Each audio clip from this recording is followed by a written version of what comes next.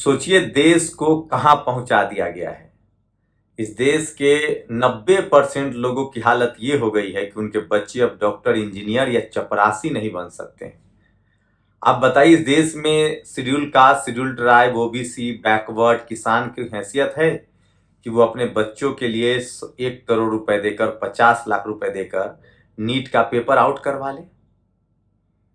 सोचिए कि देश को कहां पहुंचा दिया गया। पिछले 10 साल में कोई ऐसा एग्जाम, कोई ऐसी परीक्षा है जिसका पेपर लीक न हुआ हो। एक परीक्षा यूपीएससी, उसमें पेपर तो आउट नहीं होता है, लेकिन ये बेईमान जातिवादी मनुवादी 100 से 80 सीटें हर साल रिजर्व रख लेते हैं। और उसमें भी इस देश की 90% आबादी, जिसको हम SC ST OBC कहते हैं, उनके बच्चों का इंटरव्यू में अंगूठा काट लेते हैं। तो जो क्रीमी लेयर की नौकरियां हैं, doctor, engineer, professor, IAS, PCS, इन सब में सबसे ज्यादा बेईमानी हो रही है।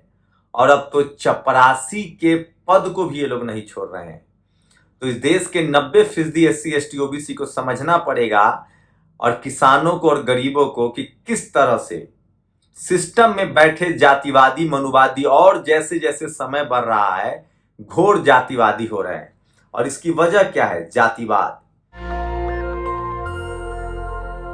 इस देश में वो कौन लोग हैं जो चाहते हैं कि इस देश के 90% SC ST OBC, जब मैं SC ST OBC कहता हूं, आप सिख धर्म को मानने वाले हो सकते हैं तो भी आप OBC SC हैं, जो आपका संवैधानिक अधिकार है। आप मुस्लिम हो सकते हैं तो भी 90% मुस्लिम OBC हैं, जैसे 90% सिख SC OBC हैं, जैसे 90% मुस्लिम OBC और SC हैं, जैसे 90% हिंदू SC ST OBC हैं, 90% क्रिश्चियन शेड्यूल ट्राइब हैं। तो आप किसी भी धर्म के हों या किसी भी जाति के हों, आपका जो संवैधानिक अधिकार है वो SC ST OBC के रूप में है। और इस देश में आपकी आबादी SC ST OBC और किसानों की 90% है। और आपके बच्चों को लगातार कोशिश है कि उनको मजदूर, लाचार और बेबस बनाया जाए। और इसीलिए सरकारी नौकरियां खत्म की जा रही है, प्राइवेटाइजेशन किया जा रहा है, और जो नौकरियां जरूरी है, बची हुई है, उसके पेपर लीक हो रहे हैं। और अब तो आपके बच्चे को डॉक्टर, इंजीनियर, IAS PCS नहीं बनने दिया जाएगा। बिजनेस आप कर नहीं सकते हैं क्योंकि पूंजी नहीं है। तो तमाम जो पावर सेंटर से आपको सिर्फ मजदूर रहना है, ठेला वाला, रिक्शा वाला, सब्जी वाला, ज्यादा से ज्यादा 25,000, 30,000, 40,000, 50,000 तक की नौकरी तक के आपको सीमित कर दिया जाएगा, ताकि आप लाचार और बेबस रहे। इसको ऐसे समझिए, इस देश में जाति बना दी है। एक कपड़ा धोएगा, एक सफाई करेगा, एक सड़क साफ करेगा, एक खेती करेगा, एक मजदूरी करेगा। और एक जाति बनी थी जो पढ़ेगा, लिखेगा, राज करेगा। एक राज करेगा, एक पढ़ेगा, एक व्यापार करेगा। तो जो पढ़ेगा, लिखेगा, जो व्यापार करेगा और जो राज करेगा, उन लोगों को कोई दिक्कत नहीं है। लेकिन संविधान जब लागू हुआ तो बाकी के जो लोग थे, जो खेती करेगा, जो सफाई करेगा, जो लोहा का काम करेगा, जो लकड़ी का काम करेगा, उन सबको बाबा साहब ने मौका दिया कि आपका भी बच्चा पढ़ लिख कर IAS, कलेक्टर, डॉक्टर, इंजीनियर बन सकता है। उन्हीं को रोकने की कोशिश है कि आपका बेटा लकड़ी का काम करे, लोहे का काम करे, सब्जी बेचे, हल जोते, खेती करे। आपका बेटा उन तीनों जगह पर ना जाए। कहां? पढ़ने लिखने, बिजनेस और राज करने पर। इसीलिए सब कुछ किया जा रहा है, और आप समझिए, नहीं तो देर हो जाएगी। तो नीट जो है इसी का एक नतीजा है, और ये नहीं समझेंगे तो बहुत देर हो चुकी होगी। मैं तमाम व्हाइट कॉलर लोगों से, जो 90% SC ST OBC किसानों में से जो लोग सिस्टम में गए हैं किसी तरह से, उनसे गुजारिश है हाथ जोड़कर कि इसके खिलाफ आप लोग बोलिए। दूसरी बड़ी खबर है, सोचिए, इसलिए आपको नौकरी से दूर किया जा रहा है। दूसरी बड़ी खबर है, साहब का डंका बज रहा है कि नहीं, ये सबसे बड़ा सवाल है। आप लोग बताइए, क्या कुछ मीडिया में बदलाव आया है कि नहीं? मुझे तो लगता है कि थोड़ा बहुत आया है। नीट की खबरें दिखाई जा रही है, और मैं फिर कह रहा हूं, ये सब जानबूझकर किया जा रहा है। अब मीडिया के दम पर सरकारें नहीं चलेंगी। और दूसरी बड़ी बात, ये जो RSS नरेंद्र मोदी के खिलाफ जो बोल रहा है, इंद्रेश कुमार या मोहन भागवत, ये होते कौन है? आप RSS के चक्कर में मत पड़िए। अगर नरेंद्र मोदी और RSS में चुनना होगा तो मैं नरेंद्र मोदी को चुनूंगा, क्योंकि वो कम से कम चुनाव से जीत कर तो आए हैं। मैं ये बात जानता हूं कि इस देश में तमाम इंस्टीट्यूशन किस तरह से सरकार के साथ है, चुनाव आयोग हो या ईडी हो, आईडी हो, इनकम टैक्स हो, लेकिन उसके बाद भी कम से कम चुनावी प्रक्रिया को फॉलो तो किया गया, कम से कम 240 पर तो सिमट किया। आरएसएस क्या है? नरेंद्र मोदी को आरएसएस के जाल से निकलना चाहिए, और अगर वो आगे अब चाहते हैं कि उनका नाम मान सम्मान बचे रहे, वो जेल न जाए, इस देश में उनको मान सम्मान मिले, तो उनको किसी कीमत पर आरएसएस के चुंगल से निकलना चाहिए। और आरएसएस जातिवाद और मनुवाद का गढ़ है, और इसको किसी भी कीमत पर बर्दाश्त नहीं किया जा सकता है। मैं आप समझ लीजिए, इसलिए सोचिए, मैं तो ताज्जुब करता हूं कि वो तमाम लोग जो बीजेपी के खिलाफ हैं, वो सब आरएसएस के साथ हैं। अजीत अंजुम, पुण्य परशुन, रवीश कुमार, अभिसार शर्मा, टंडन, जो तमाम लोग, यहां तक कि कांग्रेस के नेता आरएसएस को अब एजेंडा बना रहे हैं कि आरएसएस ने ऐसा कह दिया। इसका मतलब है कि आरएसएस की मां कांग्रेस है और बीजेपी तो बगल बच्चा है, बेटा है। घोर आरएसएस संघ तो कांग्रेसी है।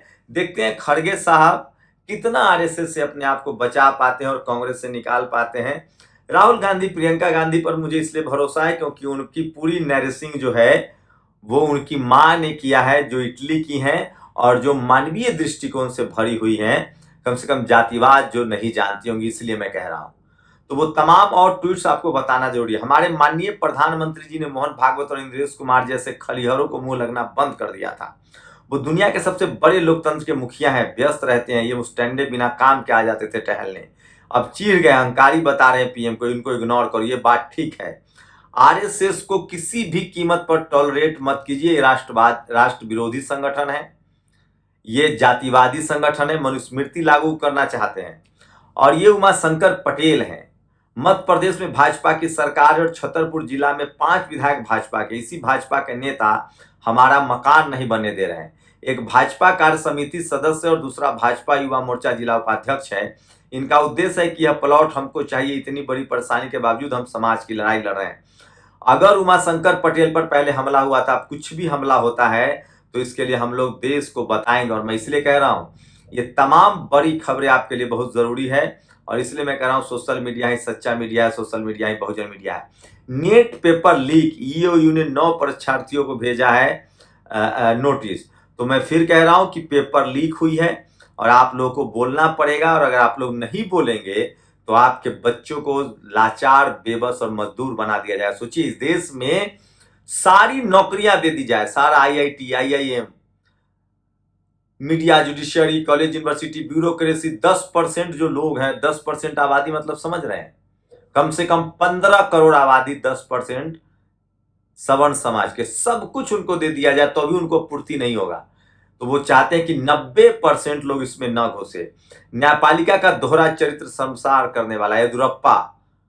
ये कोई टॉम डिक हैरी है कि आप गिरफ्तार कर लेंगे? कर्नाटक हाईकोर्ट उनके मुख्यमंत्री हेमंत सोरेन के खिलाफ 8 बीघा जमीन कागज हेरफेर। सोचिए, एक आदिवासी को किस तरह से, तो मैं बार बार कह रहा हूं, अब लगभग समझ गए हैं लोग कि देश में दलित, पिछड़े, अल्पसंख्यकों को, राम सबके हैं, देश सभी का है। आरएसएस के नेता इंद्रेश कुमार के बयान पर तो रामदेव यादव जो हैं वो अब लगातार स्टैंड बदल रहे हैं। पहले वो कह रहे थे, और नीट के कारण पिछले वर्षों में जितने बच्चों ने आत्महत्या की उनका एक स्मारक बने और उसके नीचे लिखा जाए कपिल सिब्बल की सनक के शिकार। यह एक सबक परीक्षाओं को कैसे करना ही कराना चाहिए। यह स्मारक शिक्षा मंत्रालय की गेट पर बने। सही बात कह रहे हैं। इस देश को बर्बाद करने में 3 ब्राह्मण नेताओं का हाथ है पिछले 20 साल में, 15 साल में। यूपीए 2, एक तो मर गए, पी चिदम्बरम, कपिल सिब्बल, और उसके बाद प्रणब मुखर्जी, और दूसरा आप सोचिए कपिल सिब्बल किस तरह से। और केंद्रीय मंत्री और जेडीएस नेता एचडी कुमार स्वामी ने सवाल उठाया कि अमेरिकी कंपनी को गुजरात में एक नौकरी के लिए 3 करोड़ की सब्सिडी देना कहां तक सही है। तो ये भी बड़ी खबर है। मैं फिर कह रहा हूं, सोशल मीडिया ही सच्चा मीडिया है, सोशल मीडिया ही बहुजन मीडिया है। तो सोचिए, कपिल सिब्बल ने यूपीएससी का पैटर्न जोड़ा, सीयूटी लागू किया, नीट लागू किया। ये सबसे बड़ा कास्टिस्ट और जातिवादी शख्स है जिसको अखिलेश यादव ने संसद में भेज रखा है। और लगातार लोग न्यायपालिका पर सवाल उठा रहे हैं कि किस तरह से हेमंत सोरेन जेल में है, येदियुरप्पा को गिरफ्तार नहीं। और ये देखिए, अरुण पुरी का, ये जो आज तक का एक पत्रकार है, वो कह रहा है कि आरा में बिजली नहीं है, इसके लिए दोषी है नया सांसद बना है। मतलब 10 दिन सांसद बने नहीं हुआ, कह रहा है कि वो दोषी है। यूपी के हाथरस में कुछ लड़के एक पार्टी का झंडा ढोते थे और बाद में चोरी करने लगे। तो ये तमाम बड़ी खबरें हैं जो सोशल मीडिया पर वायरल, और इसलिए कह रहा हूं सोशल मीडिया ही सच्चा मीडिया है। बालकृष्ण पर ठगी का एफआईआर हुआ है। अखिल भारतीय हिंदू महासभा के प्रवक्ता अशोक पांडे ने एफआईआर दर्ज कराया है। ये वो खबरें हैं जो आपको जानना चाहिए, जो सोशल मीडिया पर वायरल, और इसलिए मैं कह रहा हूं सोशल मीडिया ही सच्चा मीडिया। और लोकसभा चुनाव में यूपी में शेड्यूल कास्ट बैकवर्ड अल्पसंख्यकों की 70% वोट इंडिया गठबंधन को गया है, जबकि जनरल कैटेगरी ने 100% बीजेपी को वोट दिया है। तो ये खबर है। और सबसे बड़ा दोषी आज पेपर लीक का है तो वो कपिल सिब्बल जैसे लोग हैं जिन्होंने पूरा सिस्टम खड़ा किया था। 25,000 करोड़ के बैंक घोटाले में भी अजीत पवार और उनकी पत्नी को क्लीन चिट मिल गई है। ये भी सबसे बड़ी खबर है जो सोशल मीडिया पर वायरल है। और मैं फिर कह रहा हूं, नरेंद्र मोदी और आरएसएस में चुनना हो तो नरेंद्र मोदी को चुनिए। और महाराष्ट्र सरकार ने वक्फ बोर्ड को 10 करोड़ रुपए दिए हैं। सोचिए अब भक्त क्या करेंगे, ये सबसे बड़ा सवाल है। और नीट और जी वगैरह कराने वाली संस्था एनटीए एक प्राइवेट सोसाइटी है। सोसाइटी रजिस्ट्रेशन एक्ट के तहत इसका रजिस्ट्रेशन हुआ है। देश के करोड़ों छात्रों और नौकरी चाहने वालों का भाग विधाता ये कैसे हो सकती है? सरकार इसे अपने नियंत्रण में ले। ये सब कुछ कपिल सिब्बल का किया हुआ है। तो ये महामारी बन चुकी है और ये सब कुछ कपिल सिब्बल ने किया था। और इसलिए मैं कह रहा हूं दिलीप मंडल को आप इग्नोर नहीं कर सकते। नीट आसमान से नहीं टपका। 2012 में कोई तो लेकर आया इस सिस्टम को, जिसको लेकर पहले साल से विवाद और झमेला ये लेकर आए थे नीट को। इनका सपना था पूरा कंट्रोल चाहिए, हर नेता चाहता है वो परमानेंट आया है। तो इस देश में दलित पिछड़ों को सबसे ज्यादा हक छीनने का अगर कोई दोषी है तो पी चिदम्बरम, प्रणब मुखर्जी और कपिल सिब्बल जैसे लोग। पेपर लीक महामारी बन चुकी है। नीट पेपर लीक के लिए दोषी अफसरों और लोगों को उम्र कैद की सजा हो। सरकार एनटीए को सीधे अपनी निगरानी में ले।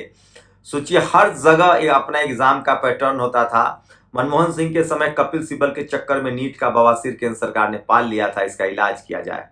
नीट जानलेवा है, ये परीक्षा लेने का हत्यारा सिस्टम, इससे पहले साल ही समस्याएं हैं।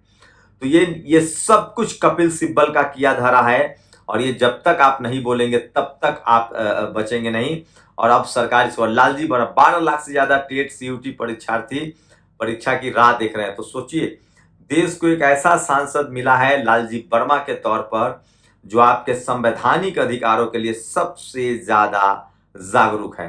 तो ये आज की सबसे बड़ी खबर है। मैं फिर कह रहा हूं क्लियर कीजिए, इस देश में यूपीएससी, सीयूटी, तमाम जो इंस्टीट्यूशन है, judiciary, media, bureaucracy, college, university, business, sports, cinema, इन सब जगहों पर आपके रास्ते रोक दिए जाए। देश के 90% SC ST OBC के लोग न पहुंचे, इनके लिए रोज पढ़ा लिखा जातिवादी मनुवादी रोज कॉन्स्पिरेसी करता है। और इसमें प्रणब मुखर्जी, कपिल सिब्बल और चिदम्बरम का बड़ा हाथ है। ये सरकार को हटाना चाहिए इन सब व्यवस्था को। दूसरी, डंका का क्या हालत है? टीवी अखबार आप लोग देख रहे हैं कि नहीं? क्या प्रधानमंत्री नरेंद्र मोदी का उसी तरह से कवरेज हो रहा है जैसे पहले होता था?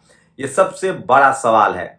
और तीसरा बड़ा सवाल, जितने दलित, पिछड़े, किसान, आदिवासी, अल्पसंख्यक हैं वो सोशल मीडिया पर अपने अधिकारों के लिए लिखिए, नहीं तो ये टीवी अखबार तो आपके बारे में बात करने वाला नहीं है। और दूसरी बड़ी बात, आरएसएस और बीजेपी, ये जो लाइन खींची जा रही है, आप लोग हमेशा बीजेपी और नरेंद्र मोदी के साथ रहे, कम से कम सरकार से सवाल तो पूछ सकते हैं, लेकिन ये आरएसएस किस खेत की मूली है, ये क्या है? तो ये तमाम खबरें जो हैं आज सोशल मीडिया पर वायरल है। और इसलिए मैं कह रहा हूं सोशल मीडिया ही सच्चा मीडिया है। लेकिन सोचिए इस देश के 90% लोग जो SC ST OBC हैं, जो किसान हैं, जाट, मराठा, पटेल, इन सब को समझना चाहिए कि आपको उसी धंधे में बनाए रखने की साजिश है। इस देश में वर्ण कुव्यवस्था, जाति कुव्यवस्था बनाई गई। एक पढ़ेगा लिखेगा कौन लोग थे आप जानते हैं, कौन लोग व्यापार करेगा और कौन लोग बिजनेस करेगा। लेकिन जब संविधान आया तो ये तय हुआ कि कोई भी अपने मेरिट के दम पर कहीं भी जा सकता है। उसी को रोकने की साजिश है ये पेपर लीक जैसी घटनाएं, आरक्षण खत्म करने की घटनाएं, उसी को रोकने की साजिश है। हाई कोर्ट, सुप्रीम कोर्ट में तो एग्जाम ही नहीं होता है, नहीं तो ये लोग वहां का भी पेपर लीक कर दे। वहां इन लोगों ने कोलिजियम सिस्टम बना रखा है। लेकिन जब डॉक्टर, इंजीनियर, लोहे का काम करने वाला, लकड़ी का काम करने वाला, खेत का काम करने वाला, सफाई का काम करने वाला गरीब मजदूर का बच्चा पढ़ लिख कर मेहनत के दम पर doctor, engineer, college, university, bureaucracy, judiciary, media, sports, cinema में जा रहा था, उसको रोकने के लिए अभी नए नए हथकंडे। और सोचिए जो सरकार एक परीक्षा नहीं करवा सकती उसको रहने का अधिकार है। और आप कल्पना कीजिए कि अगर कोई गैर सवर्ण प्रधानमंत्री और गैर बीजेपी प्रधानमंत्री होता तो क्या होता। आप सोचिए, सोच कर डर लगता है। शुक्रिया। नेशनल दस्तक की आपसे गुजारिश है कि अगर इसको बचाना चाहते हैं तो नेशनल दस्तक को सब्सक्राइब करने के लिए रेड कलर के सब्सक्राइब बटन को दबाएं, फिर बेल आइकन की घंटी दबाएं। नेशनल दस्तक को बचाने के लिए बहुत जरूरी है कि हर खबर को शेयर करें, लाइक करें, कमेंट जरूर करें।